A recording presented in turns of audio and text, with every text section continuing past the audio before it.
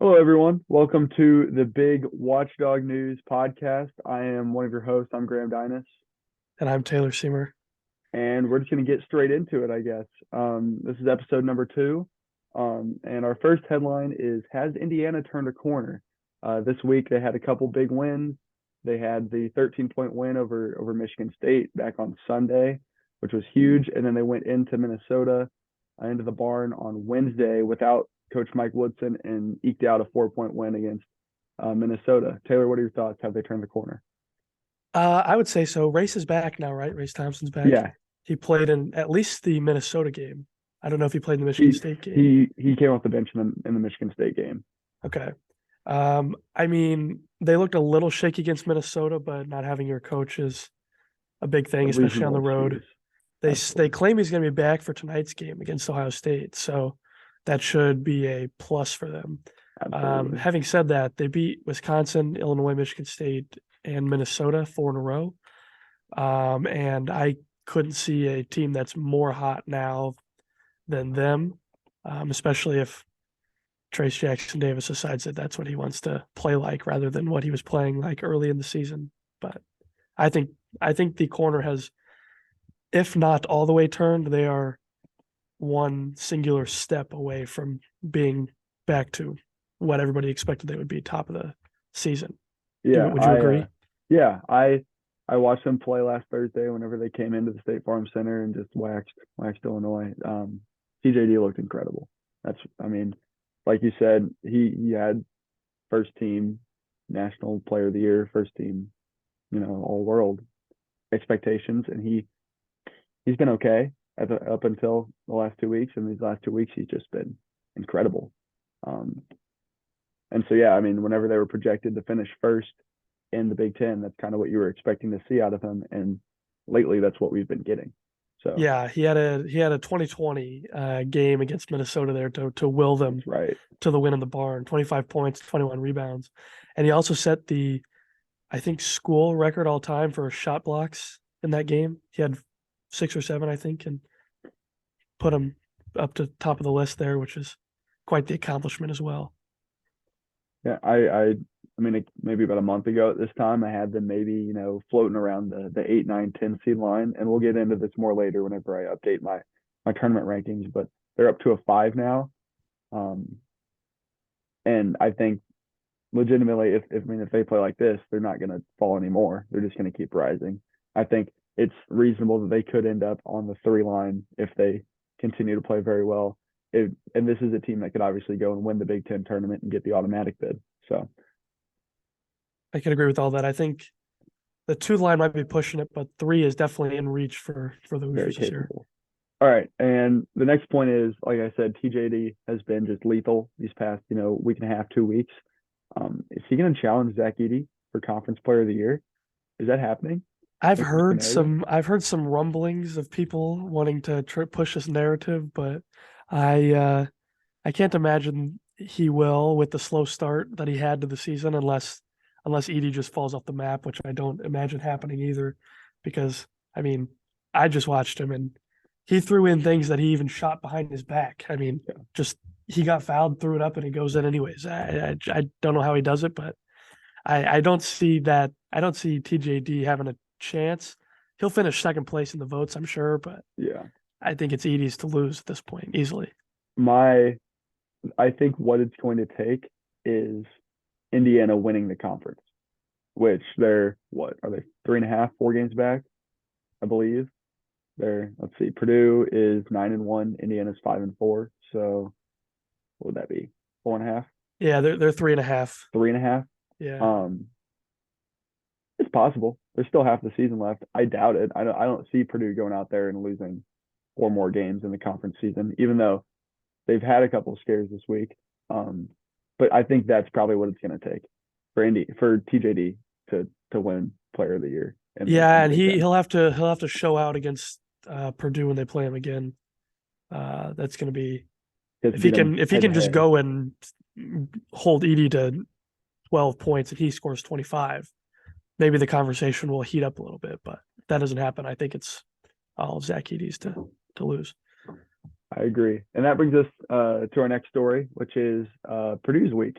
They had, a couple scares this week. They looked very beatable. They at home against Maryland on Sunday. They eke out of there with a 3-point win before the football came on. And then you were there on Thursday in Ann Arbor whenever it was a 5-point game against Michigan. What are your thoughts on this? First on Purdue, and then we'll get to Michigan. Purdue is very beatable. You get some guys who can play defense on the guys on the wing, and because it's hard for Zach Edey to score, 40 points a game. I mean, it's doable, I would say, but if he doesn't have any help from outside guys, he can throw it out, throw it back, throw it out, throw it back until he can get the right position he wants.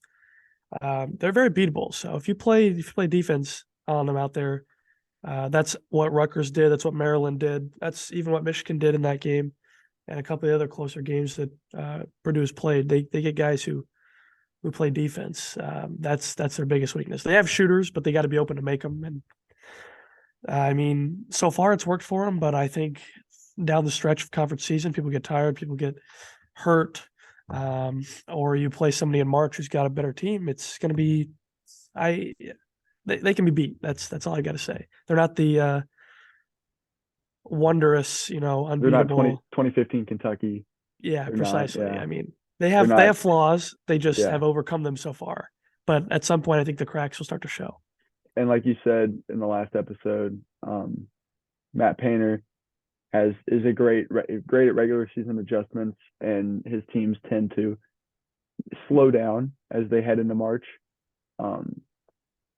And like I said, you can't fault him for winning 19, 20 games, whatever they're at now. They're 20-1, 20-1. They're 20-1, yes. You can't fault them for going 20-1. But this week, has shown some of their weaknesses. I wouldn't be surprised if they drop 2 more games by the end of the year, but more than I don't know who they have left to play again. I don't know if they played some people twice already, but I would say they definitely can lose some games, especially if they go on the road somewhere. Like they have to play at Indiana, which if Trey Sagnaw is still playing pretty good. They have to play crazy game. They have to play at Northwest or at Maryland, I mean, who just almost beat them at Mackey. I mean, they still have to play. If Ohio State or Wisconsin turn it around, they still have to play. They get Wisconsin at home or Ohio State at home, but Wisconsin on the road, if they start turning stuff around like they were playing early in the season, they could lose 2 to 3 more. Yeah, and then they finish with us. I believe it's at their place with Illinois. It is. And so there's, I mean, it's the Big Ten. You're going to play a good team almost every night. So yeah, this team, I could see them heading into March Madness at, I don't know, 29-4. Yeah, will they have enough to move off the 1 line? Probably not, but No. In the conference they'll have a couple more losses. I really think, like, looking at it right now, there's only 3 1 seeds out there, right? You got Purdue, you've got Alabama, and you've got Houston. And I don't see, like, it's going to take someone probably in the Big 12, which the Big 12 is just like the Big 10, and they're cannibalizing each other, stepping up, or maybe if Tennessee can stay up there, but or UCLA, or I guess if they went out. But as of now, it's looking like there's really 3 pretty strong number ones, and then searching for who that 4th is. So I don't see Purdue falling off that line. I think it would need a 5 or 6 loss go round rather than 3 to 4 to knock them off. But that's not to say it's undoable, but it would be uncharacteristic. It'd be a major collapse. A couple years ago, whenever Michigan and Illinois were both ones, I remember Illinois was 24-7. I don't remember Michigan was probably a similar record. I would say, yeah, I don't have the number off the top of my head, but I remember when you were talking about. Yeah, I would imagine Purdue stays on the 1 line, regardless of how this season ends. I mean, I guess if there's a pitfall, they won't be, but all right. And then flipping to the other side of the coin of the Thursday game, Taylor, you got a couple thoughts you want to share about your boys and how they performed on Thursday, or just in general? They played probably the best all-around game they ever played, or they've played this season, I would say. They only had 6 turnovers, which is very good, especially for a conference game. They scored 70 points against the number one team in the country. They were making shots. They're making. They weren't turning the ball over. They were running plays. They were forcing turnovers. Purdue had 12 turnovers in the game we forced. We just couldn't get out in fast break just enough times to let it or to have something magical happen. But I mean, outside of that, the one thing that it was a 5 point game. That was also the spread. So you can't say that they played horribly. Most people going into the game thought it was going to be a 15, 20 pointer, and it turned out being 5, and they were in it till the last second. They had to, they were only down 3 with 3 seconds to go. They had to foul. The guy just made both of them. I mean, there's nothing more you can ask for there. The one thing I'll say is they missed, I think, 4 layups throughout the game, and Isaiah Barnes had 2 air balls and 5 free throws. You make any combination of any of those, you beat them by 3, 4, 5, because if you make that shot, then they don't get the run out on the other end. So yeah, I think they're easily beatable. We probably should have. But that's why they're the number one team. They pulled it out. That's nothing more I can really say there.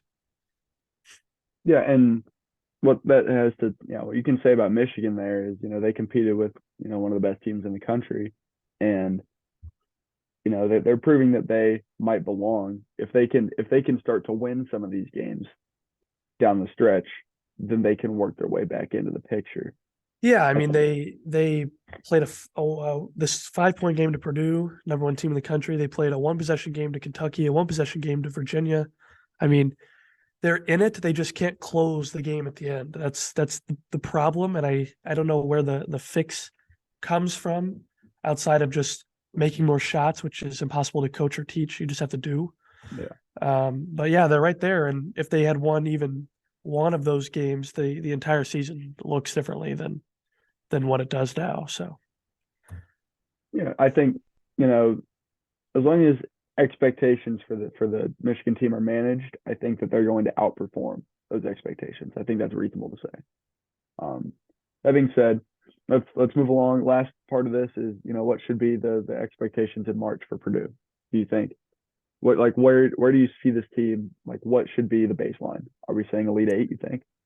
I'm thinking, let's see. So they play, assuming they stay on the 1 line, they're playing the 16 and an 8. And then what does that make it? The 4? 4, 5. The 4. Yeah. So unless it's a tough matchup, like the 4 has some large guy and one really experienced or pretty good guard, I think the Elite Eight is doable. Then they've got to beat the 2, 2, 3, whoever. Yeah. It's gonna be, I don't know. The Painter March struggles worry me, to say they can hang another Final Four banner. I think Elite Eight. I think the floor is the Sweet 16. That's pretty much a shoe-in. Yeah. The ceiling is the Final Four, because clearly they have problems, as we discussed just a minute ago, but so far they've managed them. So until they find a team that's really, really good, if they run into Alabama or Houston on the 1 line from the other end of the bracket, and the Final Four there, I think they can make it. It would be surprising to me, but I think Elite Eight is solid territory. I think that's where they're going to end up. Giving a little sneak preview into what I have for my bracketology as the Purdue bracket path. Their 16 seed matchup would be Norfolk State, which, whatever. The 8-9 matchup would be Creighton and Northwestern, and like a potential rematch with Northwestern. And again, if they end up playing, I believe they only play once this season. If they end up playing again in the Big Ten tournament, that matchup would be impossible. But Creighton would be a team, because Creighton, I would say, is more talented than Purdue. That starting 5 is incredible. And then they have Ryan Kalkbrenner, who is an elite interior defender. He was the Big East Defensive Player of the Year last year. That would be an incredibly fun matchup. And then if they were able to escape that, then the 4-5 would be the winner of a TCU and Rutgers. So kind of a Big Ten gauntlet potentially. Rutgers has beat them already. And if they run into Rutgers, Rutgers beat them at Mackey. Who's to say they won't on a neutral floor too? Yeah. Absolutely. So yeah, it's kind of a Big Ten buzzsaw, but yeah, that's just kind of a little sneak preview. We'll talk more about Purdue's chances in their bracketology standing a bit later. Let's move along. Next story. We're just gonna talk about the Big Ten standings. We don't like I said. I think if Indiana becomes lethal, that they're the only team that could maybe challenge Purdue for that top spot. Again, it's gonna take. I mean, everyone is in the same place right now. So anyone could get hot. I think Indiana is the most likely to do such. Do you think there's anyone else that could challenge Purdue at the top? Um, it maybe Rutgers. Otherwise, I would agree that it's probably only Indiana. Those are the two teams that even have a chance.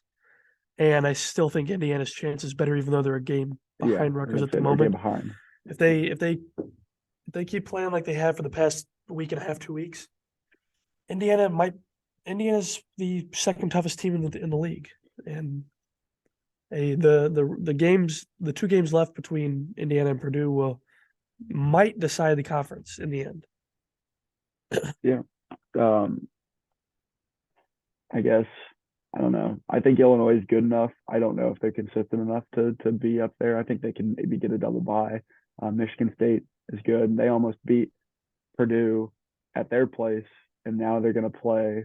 Or no, they almost beat Purdue at Breslin, and then they're playing on tomorrow on Sunday in Mackey. So that could be a potentially interesting game. And then yeah, Rutgers. I don't.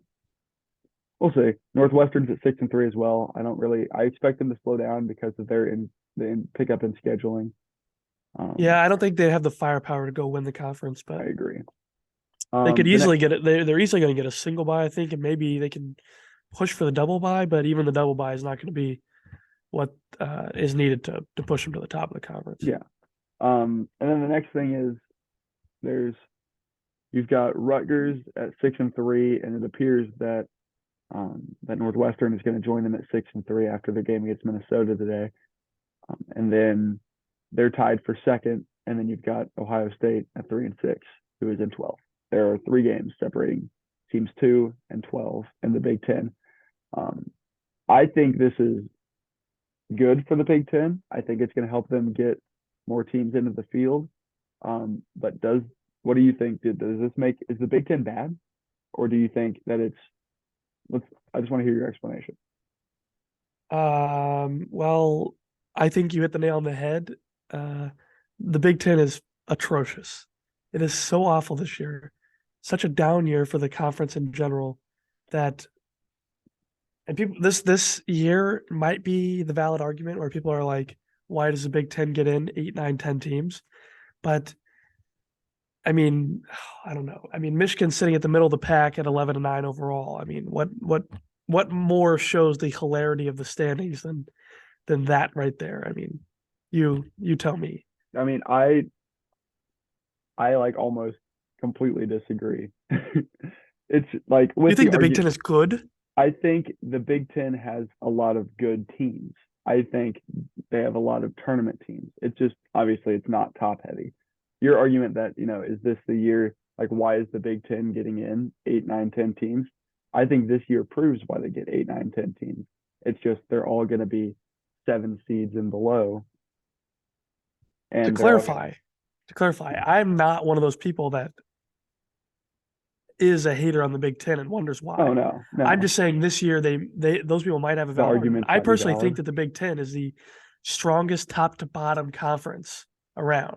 The bottom team can beat the third bottom team can beat the top team on any given night. Yeah. Okay. The 12 team can beat the 1 whenever. The 11 can beat the 2. The 5 can beat the 5 can beat the 3. I mean, anybody can beat anybody on any given night, especially Every on the night's a road in the coin Big Ten. flip. It's impossible. Yeah. I hate the argument that, the Big Ten wins half of their first round matchups and has 1 or 2 teams to get to the Sweet 16. So why are they getting 10 teams in? Whenever, who do you want to see in instead that's better than these middle of the pack Big Ten teams? There aren't. That's what I'm saying. Like, do you want like the third place like Mountain West team or the fourth place Pac-12 team? Because the sixth place Big Ten team will beat the fourth place Pac-12 team any day of the week. Yeah. Unless if never mind. I was gonna make an Arizona State joke. They are the fourth best team in the Pac-12, and I have them in, but like they're one of my last four. So, or no, they're out. They're my second team out. I lied. So, it's I'm not a proponent of, hey, the Big Ten doesn't have success in March. Let's stop inviting them. It's they have 11 of the best 50 teams in the country. Let's make sure that at least 8 of them get in. That's kind of my stance. Yeah, I would agree, but I mean, there are those people out there that think tournament success is the only quantifier of a good team, which is the wrong way to look at it. And again, I mean, you can say what you want about these teams' coaches and track records, but you can't use last year to predict this year. That's not how college basketball works. It can be helpful at times, but you can't sit here and say this team lost in the first round last year, therefore, even if they're better, I don't want to see them in this year. That's just my opinion. Yeah, Move no, college on. Yeah. basketball changes every year, and the parity changes every year, and it's even if you return 3 of the same guys from the starting lineup, you could play a different team that doesn't match up as well in the tournament and go all the way to the Elite Eight rather than losing in the round of 32. The parity just in all of college basketball this year is crazy. I was comparing where the bubble is at this year compared to where it was at last year, and it's like so much higher. There's not as many, top tier teams. I'm going to say there's maybe 15 teams in the country that are really, really good, and there might have been more last year. But if you take a look at, teams around the 40 range, they're significantly better than those teams last year. Just a lot of teams, and I think that's kind of what the portal's doing. There's a lot of teams beating up on each other. And we'll see. I think that's going to make for more fun basketball in the first round. Pretty much anywhere from that 6 through 11 line, the 6-11 games, the 7-10 games, the 8-9 games are all going to be really good because all these teams are, you could argue that a team that's an 11 is actually an 8. There's so much parity around the middle of the field in the bubble. All right. Let's predict who we think is getting the double bye in the Big Ten. I think Purdue is a lock. We think Indiana and Rutgers are probably going to be 2 of the top 4. That's who I would say would probably get the other one or 2 of the other spots. And then the 4th spot could be anywhere from, I don't know, Maryland and Ohio State if they turn it around to Michigan State and Illinois. It's up in the air. If I had to put money on it, I'd probably say it's Michigan State or Wisconsin if they start playing like they did at the beginning of the year. I don't think there's teams better than, I don't think there's 6 or 5 or 6 teams better than those 2 if they're playing really well. But that 4th spot is tough. But I think Purdue, Rutgers, and Indiana will end up in the top 4 for the double bye there. That I've kind of got it down to 3 teams in my opinion. I think actually I maybe just 2. I was going to say Northwestern because they're off to a hot start, but like I mentioned earlier, their schedule is going to pick up because of the rescheduled 2 COVID games. Yeah. And I would agree. I don't think Northwestern can hold the spot that they're in now. I think Illinois can do it, and that's not me being a homer. I'm just recognizing talent, and if this team can have a late season push, which is possible, they're going to get it. And then Michigan State is the other. Tom Izzo is just good. They're already 6-4. I think getting to 12-8 will get you that bye, and for them to do that, they have to go 6-4 again, and I think that's more than doable. So that's kind of where I stand on the double byes. Yeah, right. I think so. So we agree on Michigan State being the Michigan State is probably the other one. If we had to put out a graphic, Michigan State would be the one that we'd agree on to be the 4. But which might be something we can do. I mean, if you want to be on the lookout as a spoiler alert. Oh, shameless plug to the Twitter at B1G Watchdog News. Also, follow us on TikTok as well. Same handle. We're gonna start putting up clips of the podcast and then maybe making some editorial stuff. talking about certain teams and where they stand. Um, we'll get into that at the end. And then our last headline here, you found a tweet. I believe the account was Parker Hammond. Yeah, here, let me find it. I don't know I if think I'm that's the name. pronouncing it correctly. Um, he's put out a lot of really good polls, I believe, the past couple of days. I've seen him all over my not explore page, the trending page on Twitter. But he asked the question, and we posed the question to you guys of would you rather be a team that sneaks into the tournament after a disappointing regular season and makes a run to the Sweet 16, or be a team that has a very strong regular season and wins the conference tournament but gets bounced early in March. Um, I responded to this, and I just gave a little conference championships give you a banner. Making the Sweet 16 does not, and that's kind of where I stand. Um, Taylor, what do you think? I know. Yeah, I think it's pretty simple. I don't know if you were choosing the bad regular season and then a run to the Sweet 16. I think even not bad, just like below expectation regular season and then run to the Sweet 16. I think that's something that's not as valuable as winning the conference regular season. And then even if you get bounced in the round of 32 or whatever, then I mean, yeah, it's a short march, but you had the whole season of success. I'd rather take 4 months of success, November, December, January, February, than suffer all season and then make 2 weeks interesting at the end. But that's just my personal opinion. I don't know. And we've kind of been on either side of this debate. Last year, where Michigan, you guys snuck in at 17-14 or whatever, and you beat Colorado State and you beat Tennessee to get to that Sweet 16. Those are two very good wins, and then, arguably could have won that game too. But who's on against?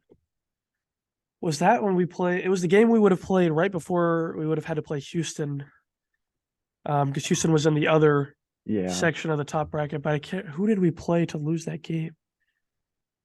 Oh, it doesn't matter. We would have played Houston the next game and lost anyways. Yeah, Houston was amazing. Who did Houston beat? Was it Villanova? Possibly. I think it might have been Villanova. But either way, we would have lost the next game in the Elite Eight by playing Houston, and we knew that, so we weren't as angry about the loss. Like, we didn't think we could go all the way there. But they were in a similar position last year as this year. The Michigan team was. They couldn't close out the big games, so they had to sneak into the tournament. And then once they made the tournament, you see they ran to the Sweet 16, which is similar position to what they are now. They can't win those key games, so everybody has them on the outside. But if other teams start losing, or they get just one or two of those wins and they sneak in and then run to the Sweet 16 again, then it's what part is what it is. It's what happens. But I still would prefer a 20-10 regular season, and you only win one or two games in March.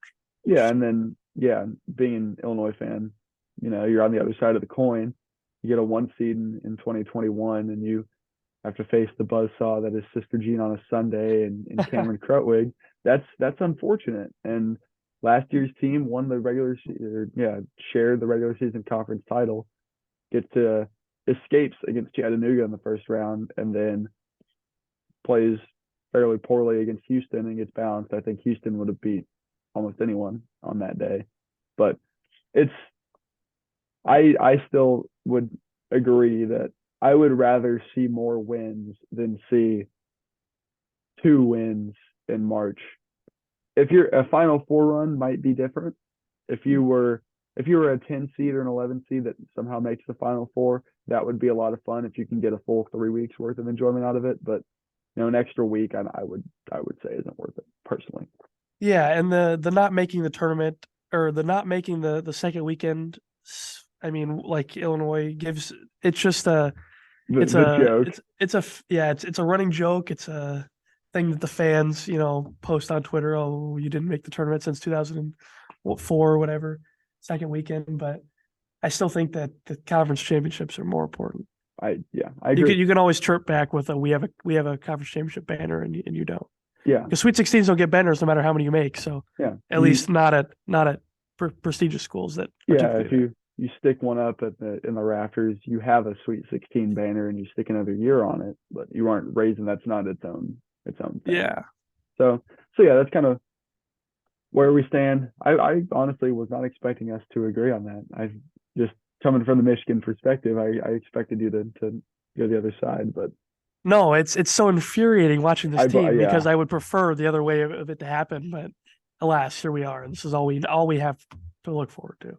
it was Villanova, by the way, 63-55. Okay. Do we want to do the big spotlight? We're about a half hour Sure, we can in. run through it quickly. That's Yeah. not a problem. So this is something we didn't do last week because we figured we were gonna have a longer episode. But this segment's called Big Spotlight, and we are just gonna give a couple props to a team that we aren't gonna talk about much outside of the episode, and just kind of put this team under a magnifying glass, and talk about them for 10 minutes. So the team we've selected this week is the Northwestern Wildcats, who are coming off their week free of games last week with the COVID pause. They had the rescheduled game against Wisconsin on Monday that they went out and got the 3-point win at home. Then they went to Nebraska, who is dealing with a lot of injuries and is already in the bottom 8th of the league, and pull out a 15 win there. And then they're playing the other team at the bottom of the conference in Minnesota right now. And let's get a score check. I can check that. I can check that while we go. They're beating them. They're going to move up to 6-3 in the conference. They beat them by 20, 81-61 final. Okay. So it's a final now. So, Taylor, you saw them play in person. They came to Michigan a couple weeks ago, right? They did, yeah. And then Illinois went there, and I was watching that game on TV. I'll start with you. What are your thoughts on this team, under a microscope? They play defense. They got we were talking about this the other day over text, and how they got the guy from SIU, Lowry. You said his first name was Chris Lowry. Chris, there you go. That's what I thought. But he's got them playing defense. Last year that was probably their struggle. They could score as many points as they wanted, but they just gave up 90 a game, and that was their problem. But they now have held Wisconsin and Nebraska to 63 back-to-back, and Minnesota to 51. 51 or 61? Was it 61? 81, yeah, 61. 61, So yeah, very consistent. So 63, 63, 61. That's a good number. I mean, that's nothing more you can really ask for there. I think they're good enough. Now I think the problem is the offensive side. This year is the problem. And regardless of how his day is going, Chase Audige is going to put up 17 shots. And I mean, and if he'll either offense. make 15 of them or he'll make 3 of them. And that's kind of which Northwestern team you're going to see that day. Boo Buie is a long-time point guard in the conference. He's been there forever, it feels like, and he's been better this year than he has been the past couple. And those two are kind of leading a really good backcourt. You got Ty Berry, who's kind of the third guy in that backcourt, and they're 6-3 now. I have them as a 9 seed, which I'm sure they'd be elated with. And if this team gets in, they're going to challenge. They're going to play a very competitive first round matchup for sure. And then if they're able to get out of that, they're going to challenge whoever they play. And that's true of almost all the teams in the Big Ten, but Northwestern particularly gets after you on the defensive end and makes it a struggle. And that could be tough for some of these non-Big Ten teams in the tournament. Yeah, for reference, Audige went 3 of 6 from 3-point line today and had 24 points. And that's why they beat them by 20. Speaking of that, Buie and Audige both went for 20 plus today, which is not uncharacteristic for them because they're the only two guys duo in the conference, averaging, right? Yeah, it was 20, right? Or was it 15? It was 20, I thought. 15? 15 each. Yeah, which is pretty good. That was supplied from the Northwestern Twitter, right? I didn't see it. Yeah, that's what I saw. They were the only two guys in the conference that are averaging 15 together. So it's a team that if you don't have good, perimeter defense, they're going to get after you, and they're gonna flip it the other way on the defensive end, and they will get after you. One thing that I'll say, I do expect them to kind of slow down and even out, and maybe finish the season around 500 in the Big Ten, which is going to be good enough to get at least a single bye, like we said earlier. Their schedule, like I said, is going to pick up due to the extra game that they are going to play on Tuesday. It's just going to be kind of a rough stretch here for the next 2 weeks. I'd imagine. I think it may be like 7 games in 18 or 19 days, which is brutal in this conference, especially where you're getting beat up night in and night out. I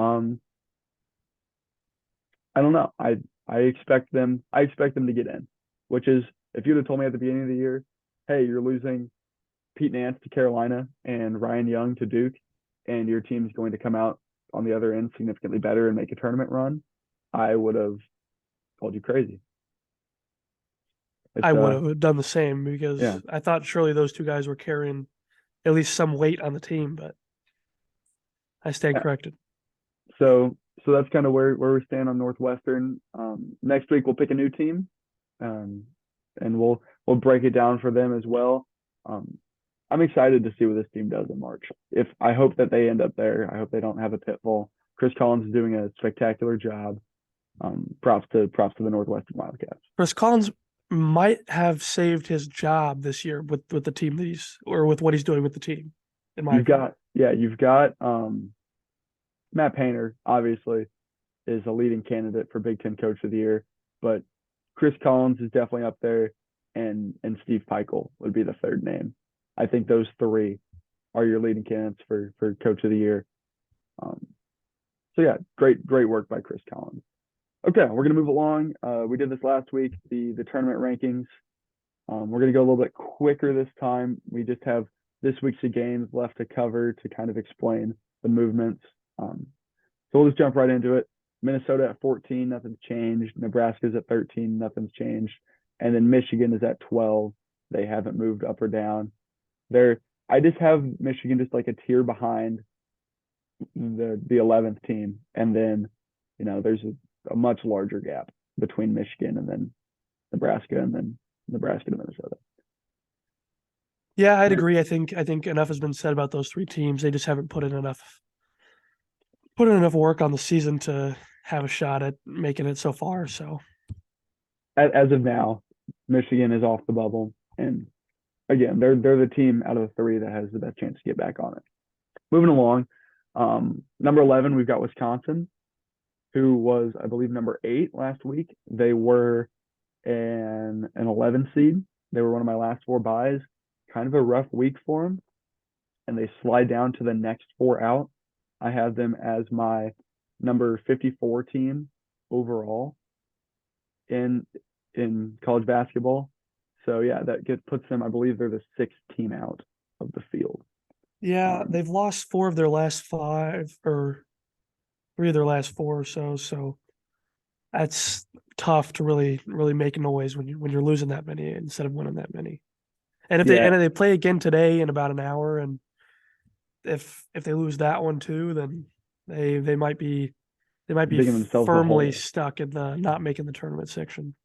Yeah, it doesn't help. I mean, obviously you have 2 road games this week, but you have them against solid but not spectacular teams in Northwestern on Monday, and then Maryland on Wednesday.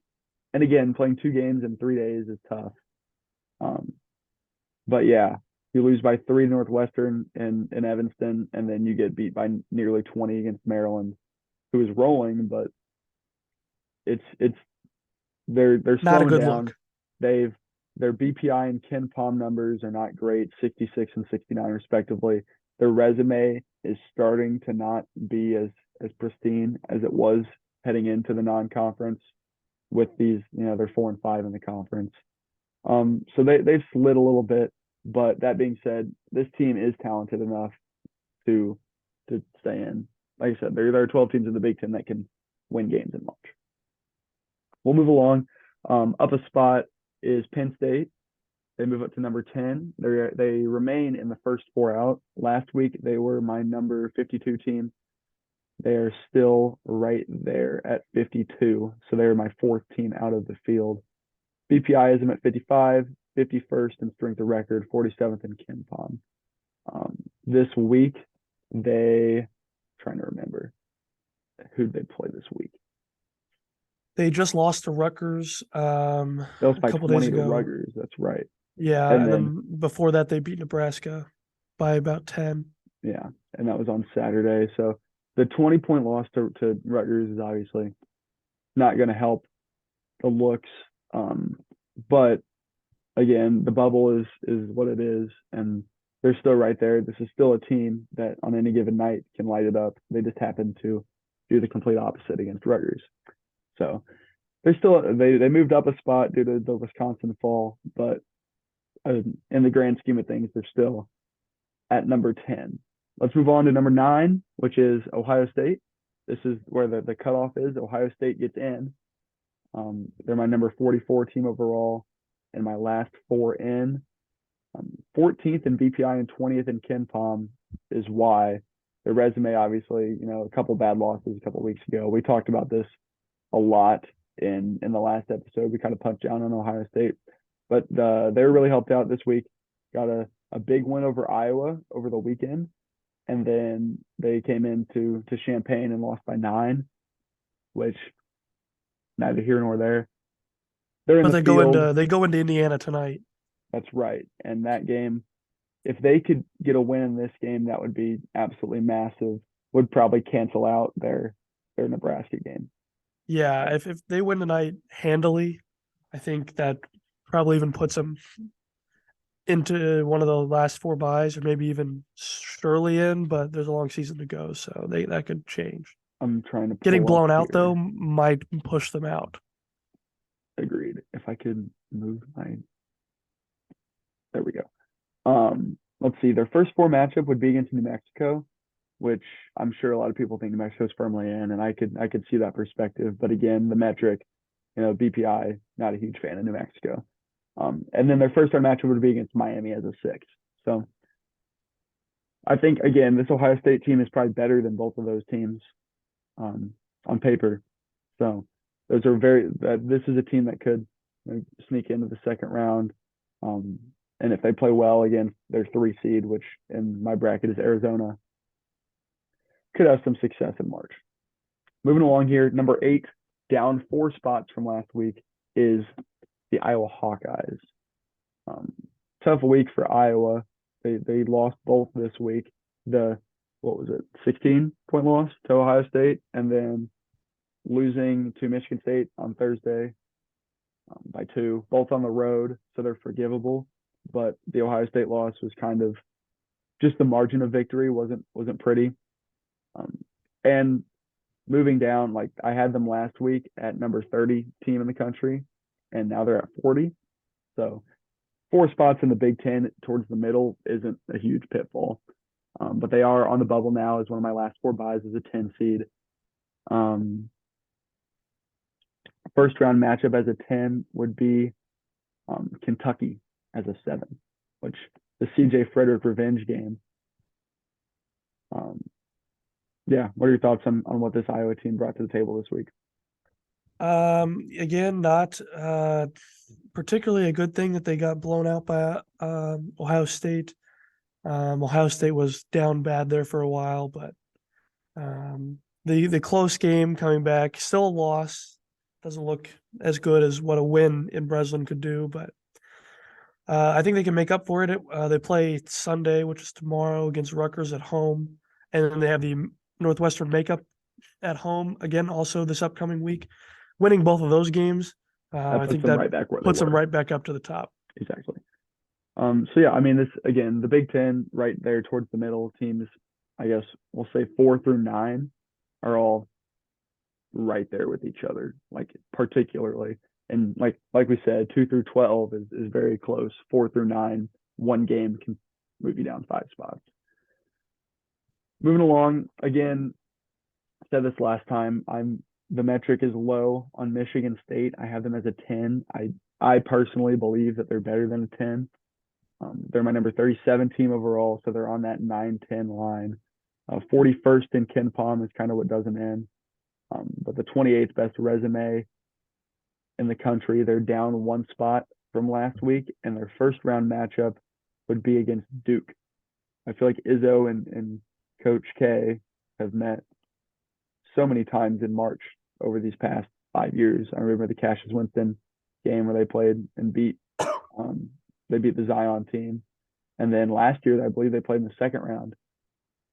And that game was really entertaining as well. This would be the first time John Shire would match up with Michigan State.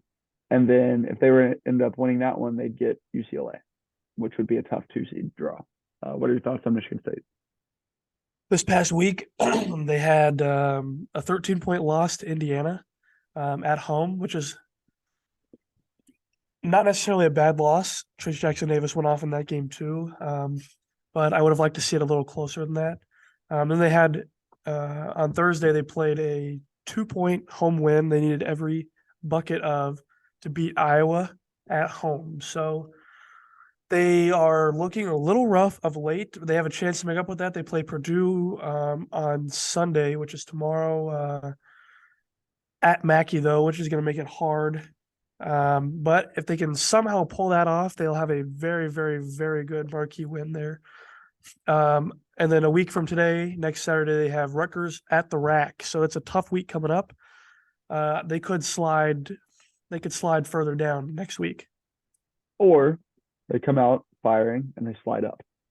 Like they moved down a seed line from last week. They moved down just one spot. I'm not concerned about Michigan State not making the tournament. I think they're firmly in. But just for now, with how crowded that middle is, I have them as a 10. And I know that Lenardi has them as a 6 or a 7.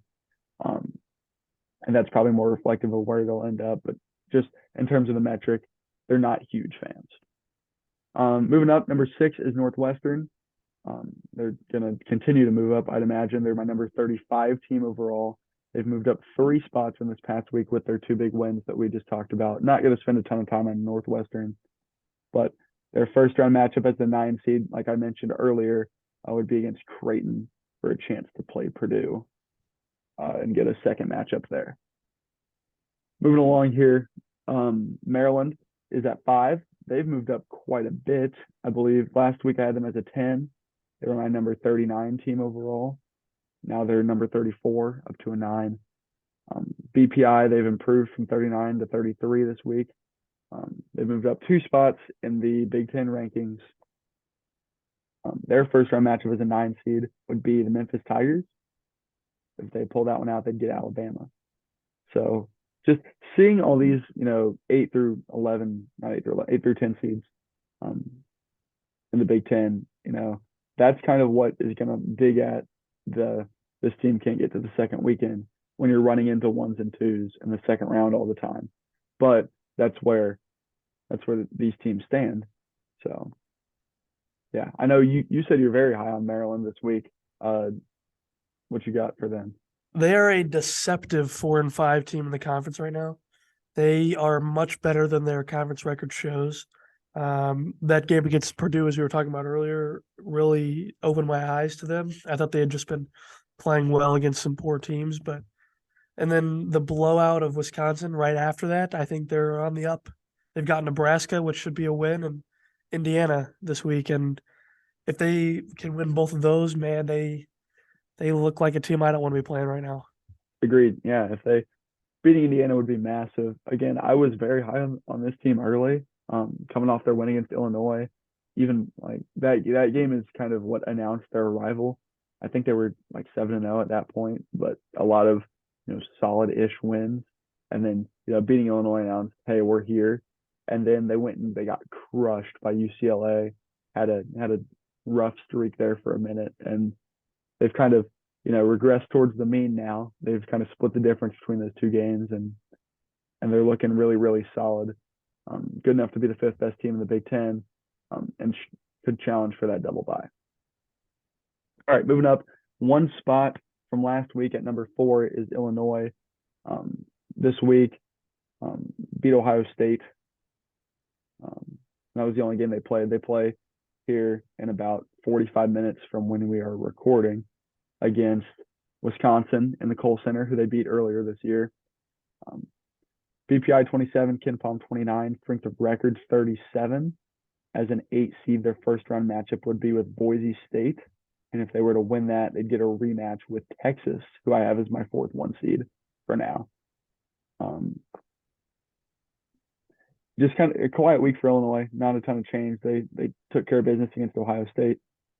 This game today will be, I think, what can help or hurt them.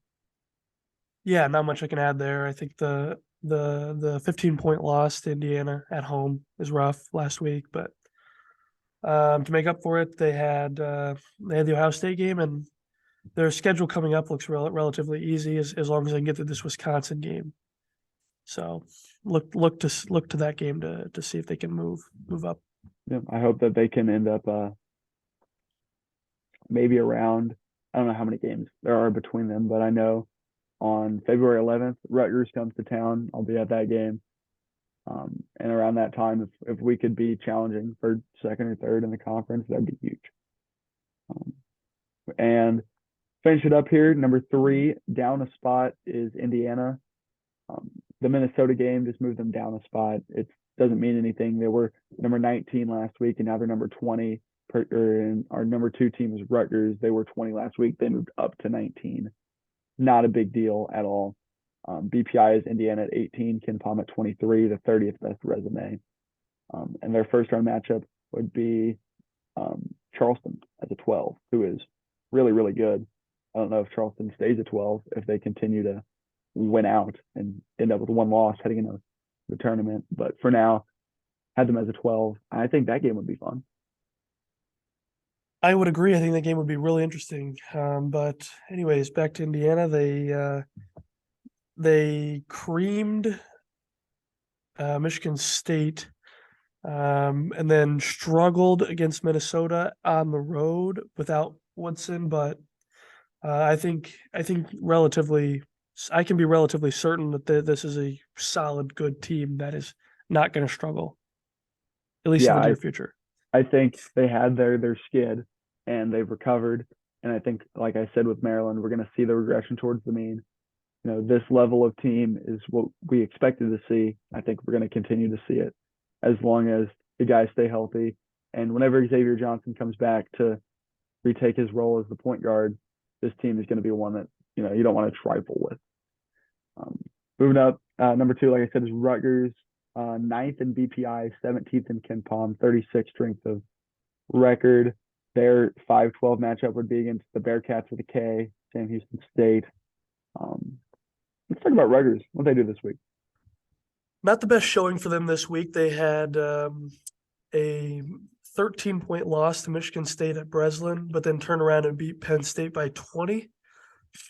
So kind of cancel each other out there. Maybe they just played one bad game, but they've got Iowa coming up this week as well as Minnesota. So I think those are easily 2 winnable games, and they just keep going from there. Right, the 20-point game against Penn State was massive. Holding them to 45. That's just what this team can do. And in March, you don't want to play a team because defense is going to carry over. That's the team you don't want to run into as a 1 seed if they end up making the Sweet 16. And then, of course, the number 1, we have Purdue. They were my number 3 team last week. They were still right there, still 5th in Ken Palm. Best resume in the country, 7th in BPI. And then, like I said, their 16th seed matchup would be Norfolk, and then they're in the region with Rutgers and Northwestern and Creighton and TCU. So, very good squad, but as we mentioned, beatable squad if you bring an A game. And yeah, let's wrap that up. Do you have anything to say about Purdue? No, I was just going to say that they had those couple scares, but their schedule coming up doesn't look rather difficult, so I think they'll stay in the same spot for this week. Agreed. All right, that was a lot quicker than last week. Like I said, I imagined it would be. And so let's move along to our last segment here, our weekend predictions. Obviously, we can skip over the Minnesota Northwestern game because it just happened. Northwestern wins by 20, big win, and move along to the Illinois-Wisconsin game, which will be starting in about 40 minutes from when we're recording this. hopefully we can get this video posted before it starts. If not, just know that the game hasn't started yet while we're recording. This game's a rematch from January 7th, where Illinois won 79-69. Key stat in that game was Illinois shooting over 50% from three, while Wisconsin shoots under 30. Terrence Shannon went for 24 and 8. Coleman Hawkins had his breakout game where he hit 6 threes. Jaden Epps had 15 off the bench. And then on the other side, Crowell went for 20 and 12. Chucky Hepburn had 22, 7 assists, 4 steals. And they were playing without Tyler Wall. So Tyler Wall's back. Wisconsin's at home. But they're on the way down, and it looks like Illinois is on the way up from where they were on that day. Taylor, predictions for this game, thoughts on who's going to win. And we do have a line since that game is today. I believe Illinois was maybe It is a 2-point favorite for the Illinois, but yeah. I'm going to say that Illinois does not shoot over 50% from three today. Probably not. And with Wall being back, I think, and the fact that this game is in Wisconsin, I like Wisconsin plus the points. Okay. Do you like them Like outright? that's a safe bet. I would also take them outright. I mean, it's a 2-point game. I mean, yeah, I like Wisconsin to win this game. I'm excited to see how this game goes for the guys. Like I said, they didn't really adjust whenever Coleman Hawkins was the screener and the pick and pop game. Whenever they played at the State Farm Center, I'm curious to see what the adjustment is, or if they're just going to let him shoot and hope he's off. That's kind of what I'm really looking forward to in this game. I'll take Illinois to cover the 2, but that might be a biased pick. That game's on Fox. And now we'll move along. Starting at 3:30 today, Nebraska travels to Maryland. These teams have not played yet. Nebraska's down a couple key players. Maryland is very hot right now. I'd assume you'd expect them to win. They're 11.5-point favorites. Do you like them against the spread? Yes, I think the spread is easy. Nebraska's going to get pick whatever metaphor you want, run out of the building. It's going to be even so. It's going to be a long 40 minutes for Nebraska today, and I think that's about all you can say there. 11 and a half is a lot of points in the Big Ten. I know Maryland's coming off a really, really strong performance against Wisconsin. And I know that Nebraska's dealing with injuries, but I might take Nebraska to cover 11 and a half. Okay, let's have a serious conversation here, Graham. Maryland is hot, have beat better teams by more than 11 and a half at home. And Nebraska is hurting bad right now. Regression towards the mean. I mean, Maryland's going to win this game. But Nebraska, like I said, well coached by Fred Hoiberg. This team, they come out and they fight every game. I could see it. I'm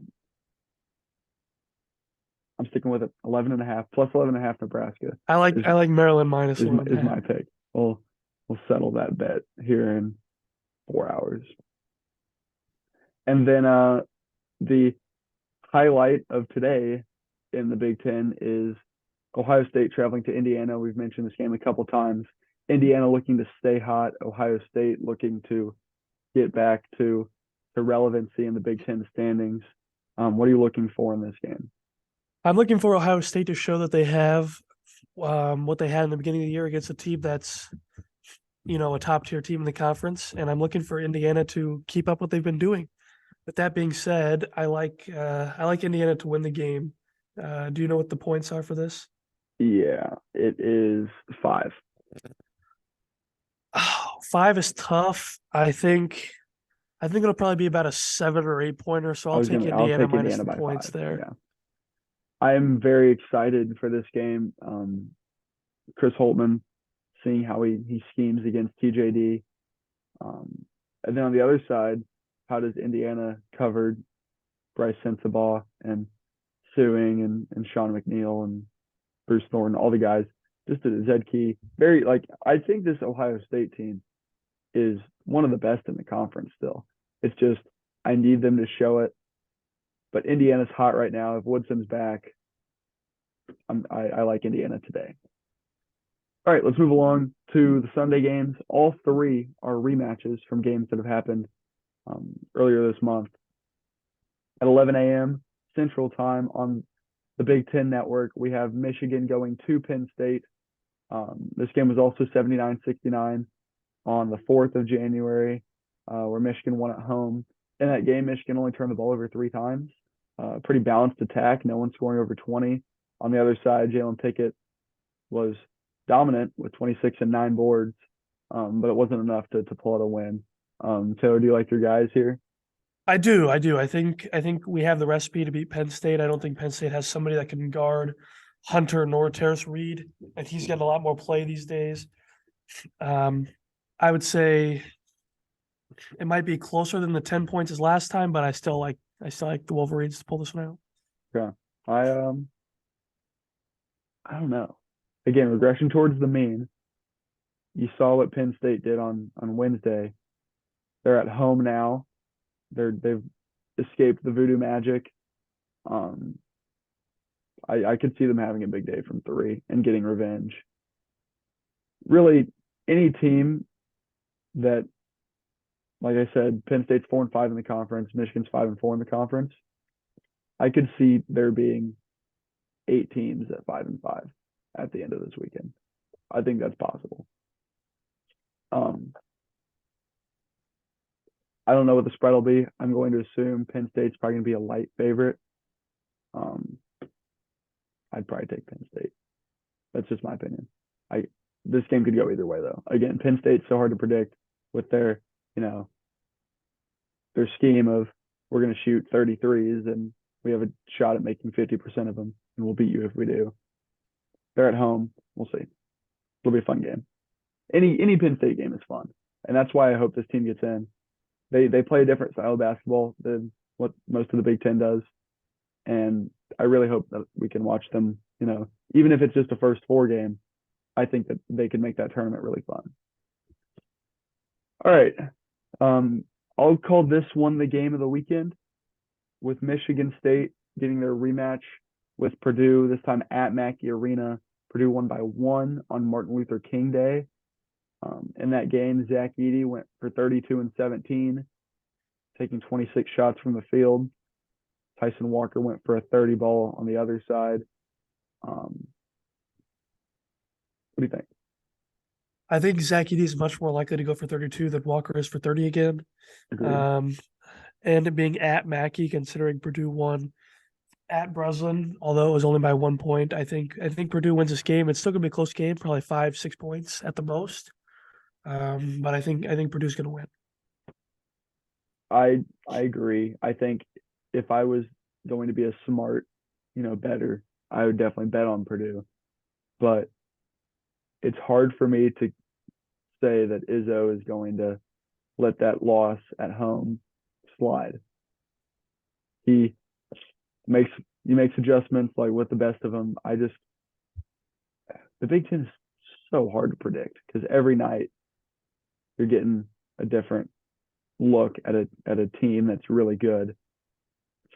Scheduling, it's so tough to predict. I'll take Purdue as well, probably against the points as well. But I hate that pick. I hate that I'm making that pick, but that's the pick I would make. And then capping off the weekend, Rutgers gets their revenge against Iowa potentially. Iowa stepped into the rack on January 8th and won by 11. It's a good day. It is. That's Taylor's birthday. Yeah, that game's being played at 1 o'clock on Big Ten Network right before the NFC Championship game. Do you think Iowa gets the sweep? No, let's be realistic. You think Iowa went into the rack and caught Rutgers on a very, very, very bad day. Iowa's gonna have to shoot. Oh man, at 40% or higher, like they did last game, to have a shot at this one. I think Rutgers is easily the better team. Iowa might be a slight favorite because it's at home and they beat them last time. If that's either way, I think I'm taking Rutgers in this game. It might be close, might not be, but Rutgers is going to pull it out. Iowa's another team just which Iowa team are you getting since they're so dependent on their offense and their high scoring. Last time Peyton Sanford went for 22. I know he had a good game against Michigan. Is Peyton Sanford going to stay hot? Is anyone on the Rutgers team going to have a better offensive showing than they did last time? Because Cam Spencer was the leading scorer with 13. I'll take Rutgers at least against the points here. I'd assume that they're going to be dogs. I think Rutgers by points is easy money, especially if they're dogs. But even outright, I've got Rutgers. I tend to agree with you, I believe. So they'll split that. And yeah, that's it for the weekend preview. We're a little over an hour here on filming, which I think we did a pretty good job. Staying under time. Like we mentioned earlier, give us a follow on the Twitter at B1G Watchdog News. Give us a follow on TikTok. We're going to post clips, same handle. Like and subscribe to this YouTube page. And we'll see you next week with a new episode. Yeah. Anything to add? Just be on the lookout for some new graphics. We're going to start trying some new things out. We're going to be trying to boost some engagement there. So be on the lookout. But that's all I've got. So until next time. Yeah, please give us the follow on Twitter. Big things are coming. We're staying patient, and our patience. Big things are in the works. Absolutely. All right, we'll see you guys next week. Thank you so much. Peace.